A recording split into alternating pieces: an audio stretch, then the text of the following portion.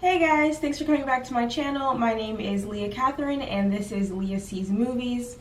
Today we're going to be reviewing the Amazon movie I'm Your Woman, directed by Julia Hart, co-written by Julia Hart and Jordan Horowitz, and co-starring Rachel Brosnahan, Marsha Stephanie Blake, and Arinze Kine.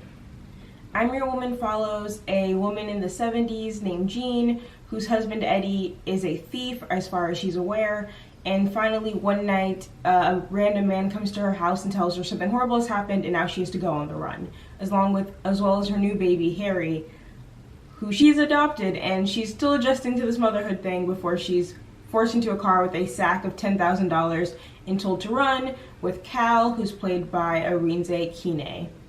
So the star, Jean, is played by Rachel Brosnahan, which most of us know from The Marvelous Miss Maisel, who is a ranking member of the Do Not Call Me Unless It's a Period Piece Club of Actresses. I'll be honest, going into it, I was really scared that it would just feel like Midge Maisel, but in the 70s. But Jean really did feel like a different character. At the beginning, I was like, oh, there it is. But by the end of the film, as Jean grows, as she deals with like the kind of fear of not understanding the situation she's in, not understanding the threat that she's under, she has to build this new wall and kind of unlock the strength she didn't know she had. Early on in the film, she says, I've never been alone before. And that's the woman we see get to change and grow over the course of the film. And Brosnahan has so much personality that we're used to seeing as Midge, but she does bring it in a new and interesting way as Jean. This movie is slow. If you've just seen the trailer, and from what I got from the trailer, I was getting like a Widows or The Kitchen vibe. Her husband goes missing, she's on the run, and then she turns around and she learns to get dirty with the boys or whatever, and she's armed and coming for her man or whatever it was. That's kind of what I thought it was going to be. That's not really what it is. It really is like a slower paced emotional journey. You're getting to watch this woman learn to come into her own, not as like a badass, not as carrying a gun, but learning to be on her own, handle the situation, and make her own decisions.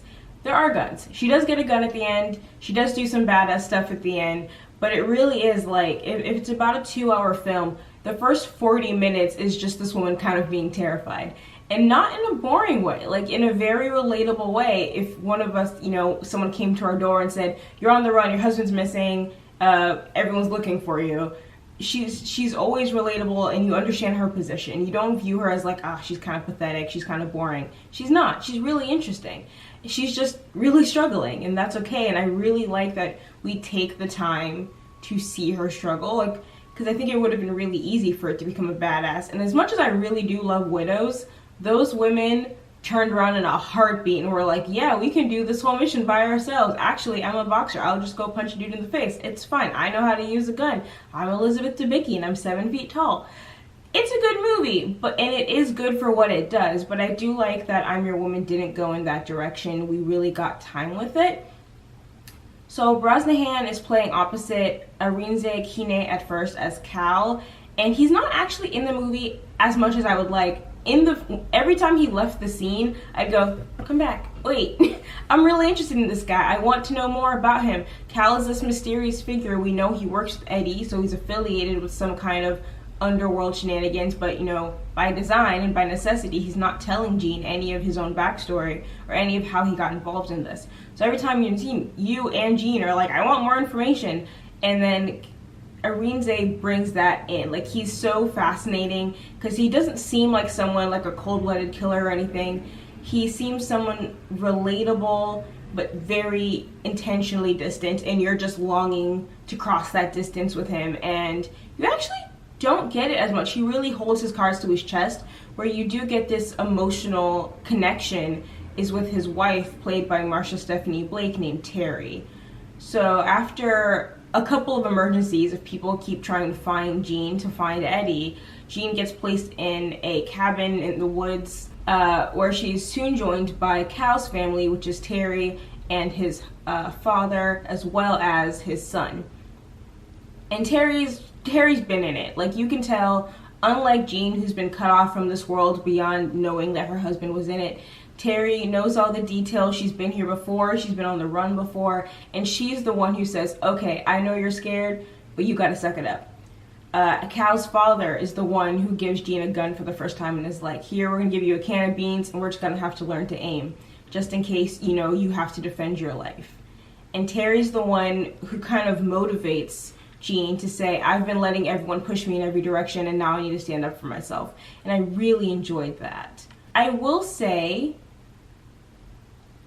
the kind of risky thing with this kind of movie, where Rachel Brosnahan's Jean is the main character and she's surrounded by black supporting characters, especially in any kind of period piece, is there's this risk that they're just going to feel like tools. They're the tools to save her life. They're the tools to, you know, spark her emotional growth. And I do think that this movie successfully avoids falling into that trope. Like, it doesn't feel like the magical Negro character at all. But it is a tightrope to walk, because like scene to scene, I'd go, okay, are we gonna get any development on their side? Are we gonna find out more about them? Or are they just gonna be like these mysterious figures who save her life? And then every time I was starting to worry about that, the movie would take a beat to say, like, here's their family dynamic, who's here they are, here's why they're here. And I liked that. It was like I said, it wasn't perfect. Like, scene to scene, I had concerns, but overall, I think they did manage to leave me feeling like they are complete characters, and that all of the characters, not just, you know, the white lead, are gonna leave the movie better off, or at least having completed an actual emotional arc. Like I said before, it's a fairly slow-paced movie, but I don't want to make it sound like it's boring. The trailers weren't lying to you. When you get to that third act, the movie kicks it into high gear. You get the gunplay, you get the mob kind of scene, you get to know about this little criminal underworld that Eddie and Cal had been involved in, but they do still remain kind of mysterious. Jean doesn't ever really understand or get the full explanation of what's gone down, why everything went south. She just knows something went wrong, and now eventually she learns who exactly is pursuing her.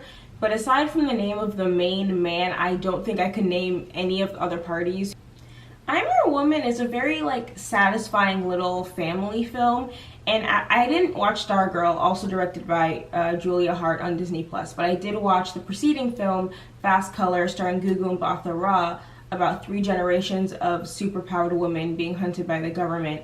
And I really like the way she tells stories. Even with Fast Color, I did have some issues with plot holes or feeling like things weren't being adequately explained. It really feels like Julia Hart grew on that, found those holes and found ways to fill them while still maintaining the focus on the emotionality and on the family dynamic. Like, it's, from the 2 films I've watched, it seems very clear that that's what she's more interested in, because like Fast Color, there's a big overwhelming threat. It's the government coming for you. It's this mob boss coming for Jean. But that's not the main story. Like, by design, the main character and the audience are left in the dark, because that's not really matters. What really matters is the growth of her lead character. And I really like the way she's doing that. I'm really interested to see where she goes. I would love to see her, even though I do love the focus on the main character's emotional growth, I think now that she's getting so good at that, if she could really blend that into making a really dynamic outer story where our main antagonist gets to be fleshed out the same way our lead is, she would be a real good force to reckon with. Like, I really think that she could be a director to watch. So I'm really curious to see where she goes from here, but I can say from Fast Color to this, I can see the growth, and I'm really excited to see where she goes moving forward. All over YouTube, there are movie reviewers with all kinds of different rating systems, 5 stars, 10 stars, 4 stars, letter grades, you know, other kinds of just facial expressions or complaints, I don't know. But I've decided that for me, I'm going to be using emojis. I feel like at this point, we all understand them, we all get the gist when we see a set of emojis, and I thought it'd be kind of fun. So in the future, and starting now, I will be using 5 emojis as my shorthand review for the film. And for this movie, I'm Your Woman on Amazon Prime, we're gonna get some of these. Thank you so much for watching. If you want to see any more, please like and subscribe. If you'd like to see any more of my old reviews, you can go to my website, leahseesmovies.com. If you don't want to, that's okay. You've watched all the way to the end of the video, and I really appreciate it. Thank you so much for watching, and peace!